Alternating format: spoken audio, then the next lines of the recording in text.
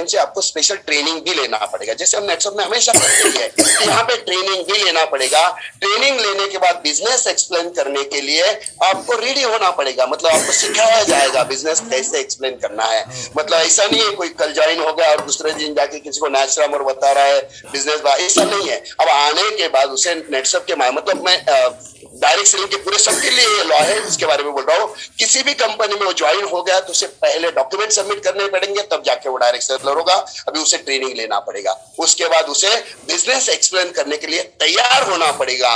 ये जरूरी इसलिए है कि without education, without proper training अगर वो फील्ड पे जाता है तो प्रोडक्ट के बारे में उल्टी सील्टी बातें कर सकता है, बिजनेस के बारे में उल्टी सीधी बातें कर सकता है। तो इतना कर बाकी कुछ मत कर, तुझे लाखों रुपए महीने का, ये गलत चीजें जो है ये इस इंडस्ट्री से हटनी चाहिए। गवर्नमेंट कहता है इसके लिए ट्रेनिंग ले लो, बिजनेस एक्सप्लेन करने के लिए तैयार हो जाओ। ये जो मिस सेलिंग है, गलत शब्द इस्तेमाल करके गलत तरीके से लोगों को बहला फुसला कर जो आप बिजनेस में लेकर आते हो, ये इसके आगे नहीं चलेगा। ओके, अभी चलो देखते थोड़ा लॉज की तरफ चलते हैं। अभी ये जो लॉ है, एक एक लॉ दिखिए, आपको पता चलेगा कि इससे किसका किसका बैंड बजने वाला है। चलो देखते हैं। सबसे पहला लॉ क्या है, तो आपके खुद के मैन्युफैक्चरिंग, मतलब आपका खुद का प्रोडक्ट होना चाहिए। खुद का प्रोडक्ट होना बहुत जरूरी है। सबसे पहला लॉ, खुद का प्रोडक्ट होना चाहिए। अगर आपका खुद का प्रोडक्ट नहीं है तो कमीशन ही नहीं बांट सकते हो आप सिस्टम में। मतलब यहां से प्रोडक्ट लिया और उसको दिया, मतलब क्या है, आप मनी सर्कुलेशन कर रहे हो। तो सिंपल बात है, खुद का प्रोडक्ट जिनका जिनका नहीं है, कंपनी को शटर बंद करना पड़ेगा। अब मार्केट में देखते हैं ना, कुछ कंपनियां बोलती है हमारे पास 350 प्रोडक्ट है। 350 प्रोडक्ट में खुद के कितने हैं, दुकान बंद। कौन सी कंपनियां, आप सोच लीजिए। मतलब सबसे पहला स्ट्रिक्ट गवर्नमेंट ने कर दिया, अगर आप डायरेक्ट सेलिंग इंडस्ट्री में काम करना चाहते हो, उस कंपनी को कहा गया है कि आपके खुद के प्रोडक्ट होना जरूरी है। दूसरी इंपॉर्टेंट बात क्या है, तो इसी के साथ formulation must be of company. Formulation, वो जो प्रोडक्ट है उसका जो फॉर्मुलेशन है, ये कंपनी का खुद का होना चाहिए। किसी और के फॉर्मुलेशन को लेकर आप प्रोडक्ट नहीं मैन्युफैक्चर कर सकते हो, नहीं बना सकते हो। फॉर्मुलेशन खुद का होना चाहिए। जैसे बोलते हैं इंटेलेक्चुअल प्रॉपर्टी जो है ये खुद की होनी चाहिए। मतलब क्या है, खुद के साइंटिस्ट, खुद के रिसर्च डेवलपमेंट लैब वगैरह सब पूरा सेटअप ये खुद का होना चाहिए। किसी और से लेकर आप मार्केट में नहीं चला सकते हो। इसके आगे का बात है, brand name must be own. किसी और के ब्रांड का इस्तेमाल करके मार्केट में आप प्रोडक्ट नहीं चला सकते हो। किसी और के ब्रांड के माध्यम से लोगों को देके पैसे आप कमीशन में नहीं दे सकते हो। तो यहाँ ये भी बैन है। इसी के साथ साथ बहुत important, certification, license of product. हर एक प्रोडक्ट, जो प्रोडक्ट आज आपके पास है, आपके पास 10 प्रोडक्ट है, 20 प्रोडक्ट है, 50 प्रोडक्ट है, 100 प्रोडक्ट है, 500 प्रोडक्ट, हर प्रोडक्ट का आपके पास सर्टिफिकेशन होना चाहिए, हर प्रोडक्ट का आपका लाइसेंस होना चाहिए। दोस्तों सबसे इंपॉर्टेंट बात यह है कि सर्टिफिकेशन, लाइसेंस लाने के लिए एक एक प्रोडक्ट के लिए बहुत सारा समय चला जाता है, बहुत समय चला जाता है। तो इसमें कई सारी कंपनियां क्या है, 50 प्रोडक्ट है, 4 का लाइसेंस है, बाकी 46 प्रोडक्ट सही से ही चलाते हैं। अब ये नहीं चलेगा, दुकान बंद करना पड़ेगा या उन्हें लाइसेंसिंग निकालने पड़ेंगे। और सबसे इंपॉर्टेंट बात है, अब समय इतना कम है, इसमें लाइसेंस निकाल ही नहीं सकते, क्योंकि गवर्नमेंट ने ऑलरेडी 4 साल दिए थे। 4 साल दिए थे आपको सुधरने के लिए। आप अपने आप में नहीं सुधरे तब इंडस्ट्री से बाहर निकलना पड़ेगा, क्योंकि गलत लोगों को गवर्नमेंट साथ में लेकर आगे बढ़ना नहीं चाहता है।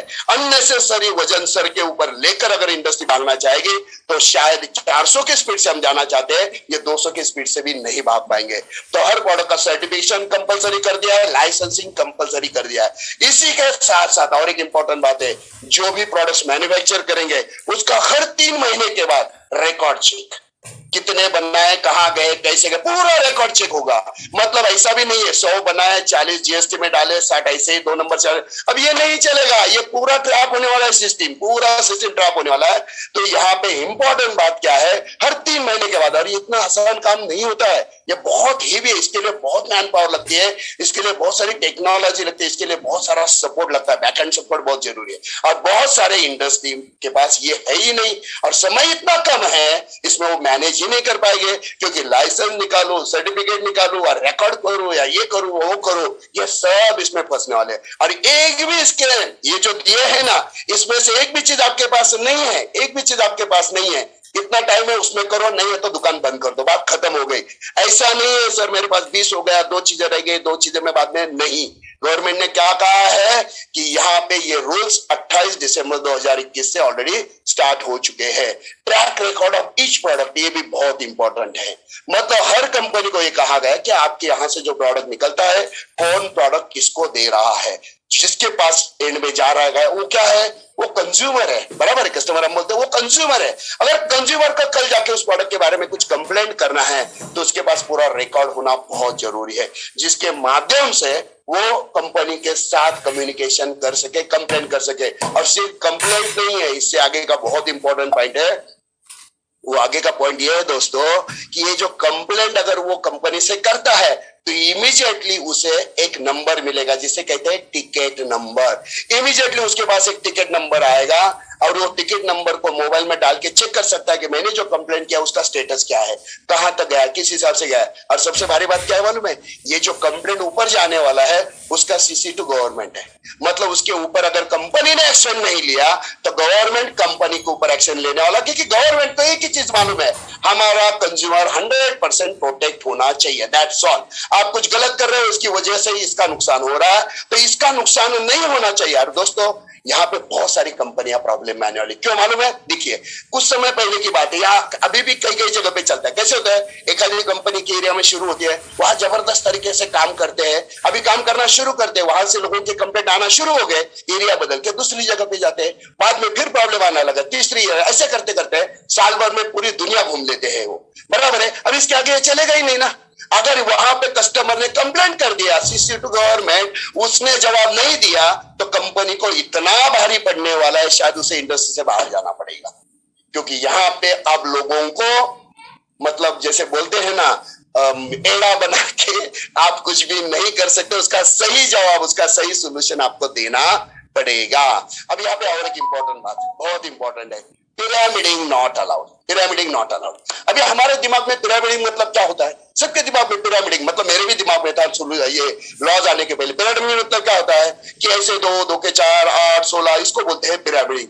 3, 9, 27, 4, 16, इसको बोलते हैं पिरामिडिंग, या सिंगल लाइन वगैरह वगैरह वगैरह। गवर्नमेंट क्या कहता है, आपका बिजनेस करने का जो मॉडल है आप आपके हिसाब से देखो, आप आपके हिसाब से देखो, लेकिन इसमें क्या नहीं होना चाहिए ये हम आप बताते हैं। और उन्होंने सबसे पहली चीज गवर्नमेंट ने क्या बताया, पिरामिडिंग मतलब क्या है, कोई भी किसी को भी ज्वाइन कर रहा है, मतलब ये डायरेक्ट पिरामिडिंग है। मतलब एक व्यक्ति दूसरे व्यक्ति को ज्वाइन कर रहा है, वो कंज्यूमर है, और वो कंज्यूमर किसी और कंज्यूमर को ज्वाइन करना है, इसका मतलब क्या है, कंप्लीट मनी सर्कुलेशन है। इसके आगे ये नहीं चलेगा, इसके आगे ये नहीं चलेगा। मतलब कोई भी किसी को ज्वाइन कर रहा है, कोई भी किसी को ज्वाइन कर रहा है, इसके आगे ये नहीं चलेगा। इसके अंदर जो भी हो रहा है ये पिरामिडिंग के अंदर आएगा, तो ये नहीं चलेगा। दूसरी बात, एक व्यक्ति को ज्वाइन कर दिया जिसकी वजह से सबको कमीशन चला गया, ये भी पिरामिडिंग के अंदर है। तो ऐसा भी नहीं चलेगा, क्योंकि इसमें बहुत सारे लोग ऐसे भी होते हैं जो सिर्फ प्रोडक्ट इस्तेमाल करने के लिए आए थे, उन्हें भी कमीशन जा रहा है। इसका मतलब क्या है, ये मनी सर्कुलेशन है, पिरामिडिंग है। तो गवर्नमेंट ने 2 बहुत इंपॉर्टेंट शब्द इस्तेमाल किए, कोई भी किसी को भी ज्वाइन नहीं कर पाएगा। दूसरा, इसके ऊपर बहुत बढ़िया सोल्यूशन है, नेट सबके पास में आगे जाके आपको बोलता हूं। और दूसरा, किसी के भी ज्वाइनिंग के ऊपर सबको कमीशन मिल रहा है, इसका मतलब कुछ तो गड़बड़ है, ये भी नहीं चलेगा, बराबर है। तीसरी बात, अनएजुकेटेड पर्सन जिसको ट्रेनिंग नहीं, ये नहीं, वो नहीं, कुछ नहीं, वो अगर प्रोडक्ट सेल कर रहा है, बिजनेस कर रहा है, गलत तरीके से लोगों से बातें करवा करवा के अंदर लेकर आ रहा है, इसका मतलब क्या है, ये प्रैक्टिकली सही डायरेक्शन से, सही रास्ते से बिजनेस नहीं बढ़ा रहा है, इसका मतलब ये भी पिरामिडिंग के अंदर आएगा। गवर्नमेंट क्लियर कट चाहता है कि अंदर आने वाला जो व्यक्ति है उसे पता होना चाहिए, आप उसे कुछ भी लालच दिखाकर बिजनेस में नहीं ला सकते हैं, ठीक है। तो गवर्नमेंट ने एकदम क्लियर कर दिया है 2 ही शब्द में। पहला क्या है, तो जो प्रोडक्ट इस्तेमाल करने के लिए आया है इसे कंज्यूमर बोलना है, ये रहेगा कंज्यूमर। और दूसरा है, जो बिजनेस करने के लिए आया है उसे कहेंगे direct seller, that's all.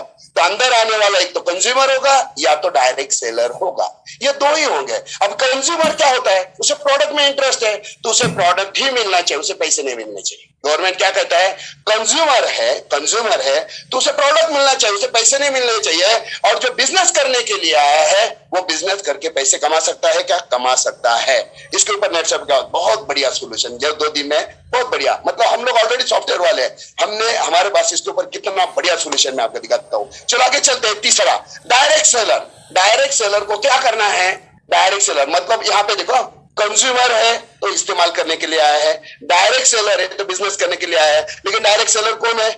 Direct seller वो है जो गवर्नमेंट को डॉक्यूमेंट सबमिट कर रहा है, डॉक्यूमेंट सबमिट कर रहा है, इसका मतलब ये बिजनेस करना चाहता है। जब तक वो डॉक्यूमेंट सबमिट नहीं करेगा, अभी देखिए आधार कार्ड रहता है, पैन कार्ड रहता है, ये रहता है, वो रहता है, बाकी एक दो डॉक्यूमेंट है, अगले इस स्लाइड में मैं दिखा रहा हूं कौन से डॉक्यूमेंट जरूरी है। ये डॉक्यूमेंट सबमिट करो, इसका मतलब गवर्नमेंट जानता है ये बिजनेस करना चाहता है। अब ये बन जाएगा डायरेक्ट सेलर, डॉक्यूमेंट सबमिट करो, बन गया डायरेक्ट सेलर। अब आप पैसे कमा सकते हो। लेकिन अगर आप डॉक्यूमेंट सबमिट नहीं करोगे, इसका मतलब है आप कंज्यूमर हो, आप कंज्यूमर ही रहोगे जब तक आप डॉक्यूमेंट सबमिट नहीं करोगे। ठीक है, तो यहाँ पे क्या क्या डॉक्यूमेंट चाहिए? ठीक है, सबसे पहले आपके पास आधार कार्ड होना चाहिए, जो नेटसब का कब से कंपलसरी है, सबके पास रहता ही है। इसके पास पैन कार्ड होना जरूरी है। तीसरा एक जीएसटी नंबर हमें निकालना है, आसान है, बहुत प्रॉब्लमेटिक नहीं है। हम पर्सनल नाम पे भी हमारा जीएसटी नंबर निकाल सकते हैं। एक बार हमें, देखिए ये छोटा सा काम है, एक छोटा सा जीएसटी नंबर निकालेंगे, जिंदगी भर इसके माध्यम से बहुत सारा फायदा उठाने वाले हैं। तो ये जीएसटी नंबर हमें निकालना है। इसी के साथ साथ मेल आईडी बहुत इंपॉर्टेंट है। अभी मेल ईमेल हमें पता नहीं होता है, बहुत सारे लोग बोलते हैं सर मुझे मेल करना नहीं आता। एकदम सिंपल सा है, ये मेल जरूरी इसलिए है क्योंकि जिस व्यक्ति को आप बिजनेस में लेकर आए हो उसे सही मायने में अपने बिजनेस के बारे में जानकारी दी है क्या, या उसे बिजनेस में आने के लिए वो खुद चाहता है क्या, इसका एविडेंस होना जरूरी है। इसके लिए मेल आईडी चाहिए। अभी मेल आईडी फ्री में मिलता है, किसी को भी साथ पे बिठा उसके बाद मोबाइल में उसका मेल आईडी निकाल के हम दे सकते हैं कि नहीं है, और उस मेल आईडी के माध्यम से आगे जाके बिजनेस हो सकता है। लेकिन मेल आईडी जो है कंपलसरी है, बहुत आसान है, 5 मिनट का काम है, फ्री में है, लेकिन ये जरूरी है क्योंकि गवर्नमेंट को एविडेंस चाहिए। गवर्नमेंट कंज्यूमर को प्रोटेक्ट करना चाहता है और हर एक वो चीज जो इलीगल है वो गवर्नमेंट एक्सेप्ट नहीं करेगा।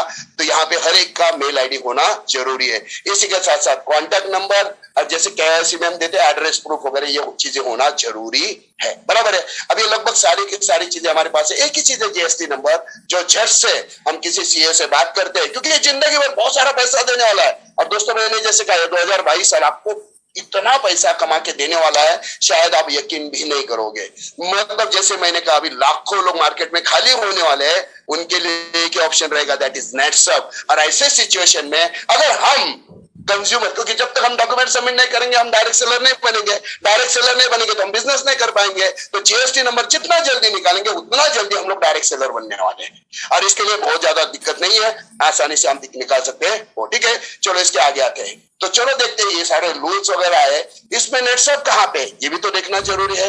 नेटसब कहाँ पे? सबसे पहली चीज, नेटसब के अपने खुद के प्रोडक्ट्स है, बहुत सभी के सभी प्रोडक्ट जो है नेटसब के अपने खुद के। मतलब क्या है, जैसे पहले गवर्नमेंट का लॉ क्या है, प्रोडक्ट खुद के होने चाहिए। अगर प्रोडक्ट खुद के नहीं है, इसका मतलब क्या है, आप प्रोडक्ट लोगों को देके इधर से लेके उधर देंगे तो आप कमीशन नहीं बांट सकते हैं। तो मतलब वहीं पे क्या हो गया, पहला तो वो जो कंपनी है बंद हो गए।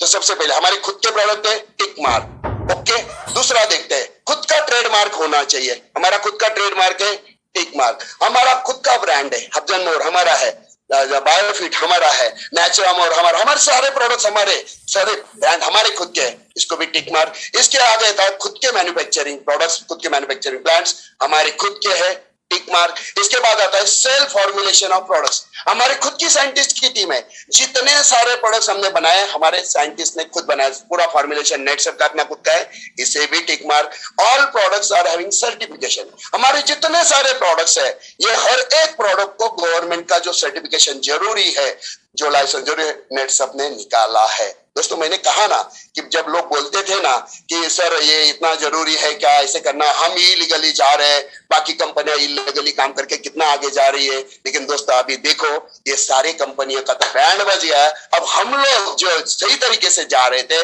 इसका कितना बड़ा बेनिफिट हमें मिलने वाला है। जैसे हम बोलते हैं ना, नजदीकी फायदे से दूर का नुकसान सोचना बहुत जरूरी है। और सुनील सर तो हमेशा कहते हैं कि हम यही बिजनेस करेगा मेरा और आपका नेक्स्ट जनरेशन। ये जो लॉन्ग टर्म विजन है ना दोस्तों, ये अभी बहुत जबरदस्त तरीके से हमारे लिए फायदे में आ गया है। इसी के साथ साथ no change in business plan, बहुत इंपॉर्टेंट बात मैं आपसे शेयर करना चाहूंगा, no change in business plan और कमीशन। सबसे इंपॉर्टेंट लोगों के दिमाग में यही चल रहा था। अभी ये सब कुछ हुआ मतलब अभी बिजनेस प्लान बदल जाएगा क्या, इसमें कमीशन में चेंज होगा क्या? नहीं, उल्टा क्या होने वाला है, डाउन में जो लोग हैं, नीचे जो लोग हैं, जो बिगिनर लोग हैं, इन्हें उल्टा बहुत बढ़िया फैसिलिटी, बहुत बढ़िया कमीशन, इससे बेहतर जो पहले था हमारा 3, 4, 5, 6 टका, उससे बेहतर कमीशन उन्हें मिलने वाला है, उन्हें बहुत बढ़िया फायदा मिलने वाला है। इसके बारे में हम बाद में डिटेल बात करेंगे। मतलब क्या है, गवर्नमेंट के जितने सारे लॉज है उसमें लगभग 95% लॉज है, इसमें हम 100% फिट है। 100% हम ये जो लॉज है उसमें 95% ऑलरेडी हम लोग फिट हो गए। बचे कितने? 4-5%। अब ये जो 4-5% जो बचे हैं जहां पे हमें चेंज करना है, उसमें क्या क्या है? तो सबसे पहला, यूजर को कंज्यूमर दिखाना जरूरी है। मतलब आपका जो स्ट्रक्चर है इसमें आप यूजर शब्द नहीं इस्तेमाल कर सकते, कंज्यूमर। हम तो सॉफ्टवेयर वाले हैं यार, एक रात में हम लोग ये चेंज कर सकते हैं, सिंपल है, हमारे हाथ में। दूसरा है, डिस्ट्रीब्यूटर को आपको डायरेक्ट सेलर बोलना पड़ेगा, बोलेंगे, आदत डालेंगे, सिस्टम पे आएगा। सबसे इंपॉर्टेंट बात क्या है, नेक्स्ट स्टेप अपना खुद का सॉफ्टवेयर कंपनी है। अब क्या होगा मालूम है, ये जो बदलाव है ना, कई सारी कंपनियों को सुधरेगा ही नहीं। अब ये बदलाव करना कैसे है, एक्सेप्ट कैसे करना है, क्योंकि सॉफ्टवेयर उनका खुद का नहीं है, तो ये जो एडजस्टमेंट करना इतना आसान नहीं है। तो एक एक पॉइंट अगर आप देखोगे तो ये बंद हो गए, ये बंद हो गए, ये बंद हो गए, ये बंद हो गए, लास्ट में देखो अगर वो कंपनी खुद सॉफ्टवेयर रिलेटेड नहीं है तो उसे कितना महंगा पड़ने वाला है। अभी यहाँ पे एक चीज है, चलो देखते हैं। हमारे नेटवर्क में एक बात है, क्या है, जिसे हम बोलते हैं URN, यूजर रिटेलर नेटवर्क। हमारे पास पहले से सिस्टम है, लेकिन यूजर मतलब आता है अंदर प्रोडक्ट इस्तेमाल करने के लिए, उसे डिफाइन करते हैं हम FDM के माध्यम से, रिटेलर। लेकिन सच में वो डिफाइन होता है क्या? एक कोई आता है, वो यूजर करके आता है, प्रोडक्ट अच्छा लगता है तो रिटेल भी करता है, बीच में अच्छा लगा तो लिस्ट निकालता है, नेटवर्किंग का भी काम करता है। मतलब वो डिफाइन हो रहा है क्या? नहीं हो रहा है। लेकिन इसके अभी गवर्नमेंट क्या कहता है, इनिशियल स्टेज में ही, बहुत इंपॉर्टेंट बात है, देखो कई सारे सवालों के जवाब आपको मिलेंगे। इनिशियल स्टेज में ही आपको डिफाइन करना पड़ेगा कि मैं कंज्यूमर हूं या मैं डायरेक्ट सेलर हूं।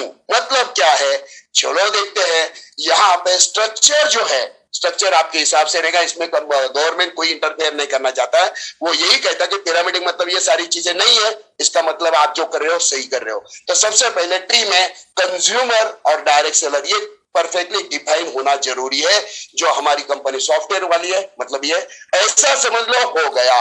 चलो दूसरी बात देखते हैं, कंज्यूमर। अभी बहुत इंपॉर्टेंट बात है, कंज्यूमर मतलब क्या है? कंज्यूमर शब्द में आता, ये प्रोडक्ट इस्तेमाल करना चाहता है, बराबर, ये प्रोडक्ट इस्तेमाल करने के लिए आया है। अगर ये प्रोडक्ट इस्तेमाल करने के लिए आया है तो इसे बिजनेस में पैसे कमाने ही नहीं है, सिंपल सी बात है। ये पैसे कमाना नहीं चाहता है तो इसे पैसे नहीं मिलने चाहिए। अगर इसे पैसे नहीं मिलने चाहिए तो इसे अथॉरिटी भी नहीं मिलनी चाहिए लोगों को ज्वाइन करने की। गवर्नमेंट क्या कहता है, देखो बहुत इंपॉर्टेंट है, कंज्यूमर प्रोडक्ट इस्तेमाल करने के लिए आया है, उसे बहला फुसला कर आप लोगों को ज्वाइन करने के लिए तैयार नहीं कर सकते हो। वो प्रोडक्ट ही इस्तेमाल करेगा, दैट्स ऑल। उसे आप फोर्स नहीं कर सकते हो।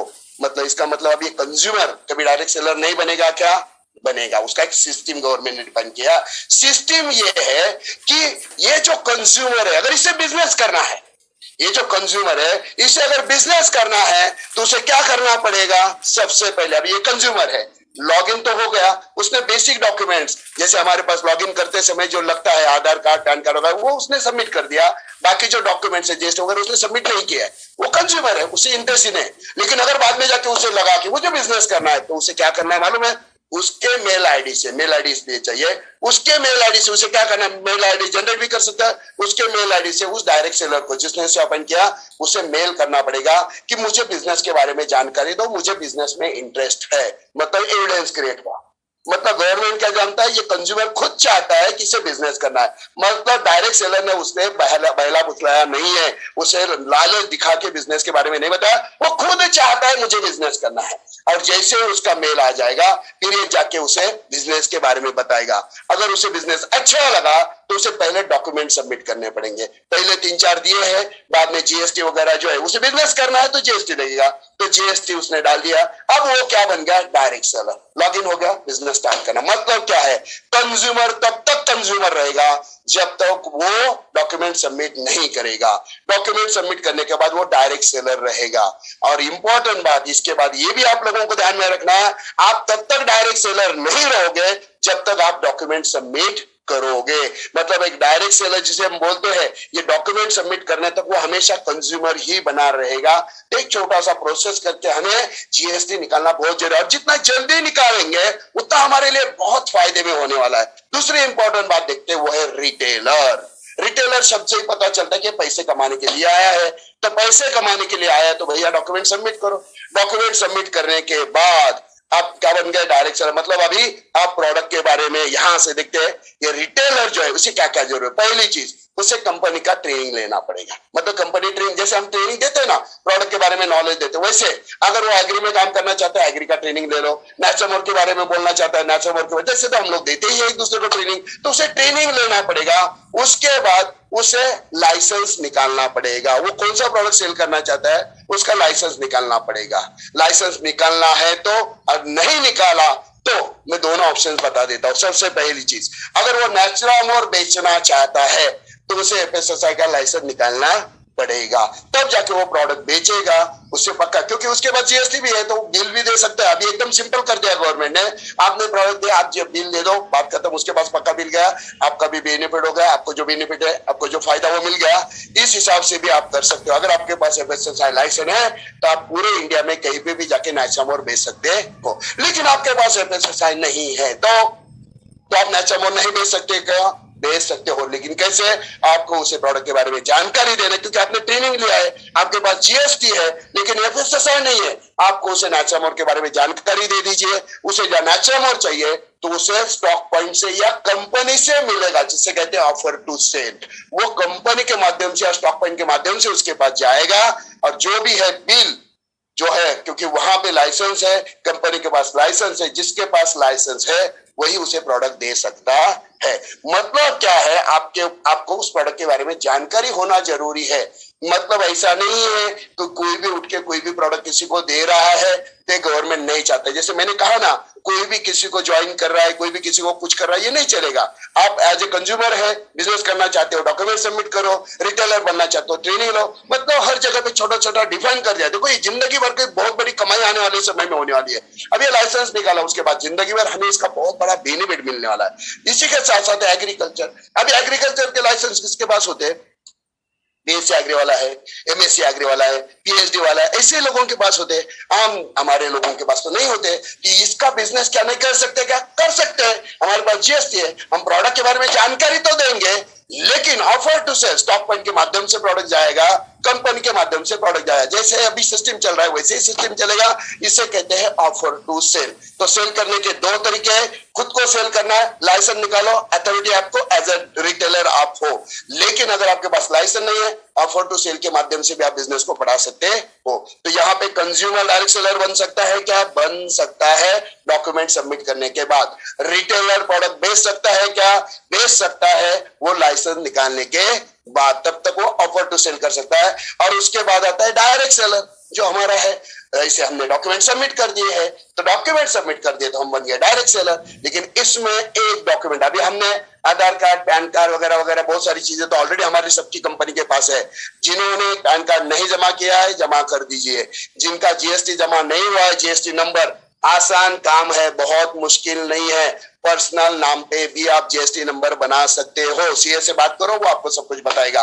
देखिए, हम सुबह खाना खाते हैं, दोपहर को खाते हैं, रात को खाते हैं, दूसरे दिन सुबह ब्रेकफास्ट करते हैं, दोपहर को खाना, रात को खाना। तो हम ऐसा नहीं कहते यार कितना तकलीफ वाला काम है यार, 3-3 बार खाना खाना पड़ता है। तो वहां तो हम बड़े चाव के साथ खाते हैं। ये तो जिंदगी भर की कमाई हमें मिलने वाली है, तो 2 घंटे का थोड़ा समय हम दे सकते हैं। ऐसा मत कहिए यार मेरे पास टाइम नहीं है, क्योंकि एक बात ध्यान में रखना, हमने इतना सारा समय दिया है हमें डायरेक्ट सेलिंग इंडस्ट्री में करियर करने के लिए। अब राइट समय आया जहां पे 10% में 100% का फायदा मिलने का समय आया है। ऐसे सिचुएशन में जो पीछे रहेगा तो भगवान उसका भला करे, बस इसके आगे मैं कुछ नहीं बोल सकता हूँ। तो जीएसटी निकालना जरूरी है, बराबर है। ये लाइफ टाइम बेनिफिट है जो हमें मिलने वाला है। तो बस जाते जाते एक ही बात कहना चाहूंगा, इसके बारे में बहुत सारी डिटेल बातें, बहुत सारा मैंने, मतलब जहां तक मुझे पता है मैंने कुछ बातें बताई, इससे भी बहुत सारा डिटेल में 10 और 11 तारीख को हैदराबाद में नेटसब के माध्यम से जितने सारे कैप्टन्स, ये प्रोग्राम सिर्फ कैप्टन्स और एमसीएम के लिए रखा है, ऑल ओवर इंडिया का रेसिडेंशियल एमसीएम 10 और 11 तारीख को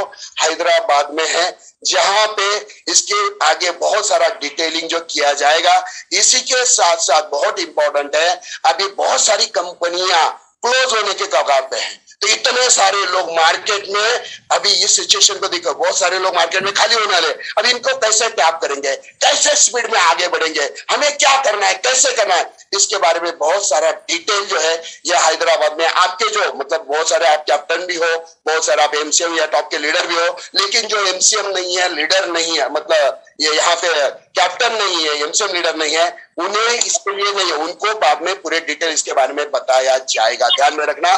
तो इम्पोर्टेंट बात एक है, एक इम्पोर्टेंट बात है, ध्यान में रखना, हमें जो भी कैप्टन और एमसीएम है, जब वो वहां जाएंगे, जाने के पहले आपको आपका जीएसटी जो है, जीएसटी प्रोसेस स्टार्ट करो, उसका एक्नॉलेजमेंट रिसीट आप वहां पे लेकर जाओगे, तो वहां से मतलब एक बात ध्यान में रखना, जिसका जीएसटी नंबर आ गया उसका बेड़ा पार हो गया। मैं सिंपल बोलता हूं, क्योंकि तब तक वो डायरेक्ट सेलर नहीं तो कंज्यूमर रहेगा, डायरेक्ट सेलर बन जाओ, वहां से बहुत सारे बेनिफिट्स नेटवर्क में मिलने वाले हैं।